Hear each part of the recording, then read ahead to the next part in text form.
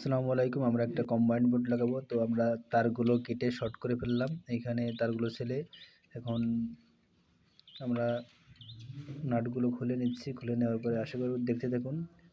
তারগুলো আস্তে আস্তে করে আমরা লাগাই ফেললাম, দুটো নিউট্রাল, একটা একটা গ্রাউন্ড। তো আমাদের নাটগুলো এখন টাইট দিচ্ছি। নাটগুলো টাইট দেওয়ার পরে দেখতে থাকুন, আশা করি ভিডিওটা বুঝতে পারবেন।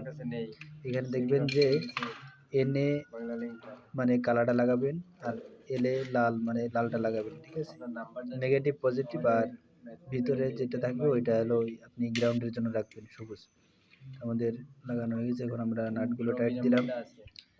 নাট টাইট দেওয়া হয়ে গেছে, তো নাটগুলো টাইট দিচ্ছি। নাটগুলো টাইট দেওয়ার শেষ, আমরা স্পিরিট লেভেল দিয়ে মাপ দিয়ে দেখলাম। এবার আমরা মুখটা লাগিয়ে দিব। মুখটা লাগিয়ে দেওয়ার পরে একটু মানে ওপেন ইউজ হয়ে গেছে, এই জন্য আমরা আবার খুলতেছি। খুলে নাটগুলো আবার সুন্দর করে টাইট দিব, যাতে আমাদের লেভেলটা ঠিক থাকে। অবশ্যই স্পিরিট লেভেল দিয়ে মাপগুলো দিলে সুন্দরভাবে, এদিকে স্পিরিট লেভেল দিয়ে মাপ দিলাম। আশা করি ভিডিওটা ভালো লাগছে।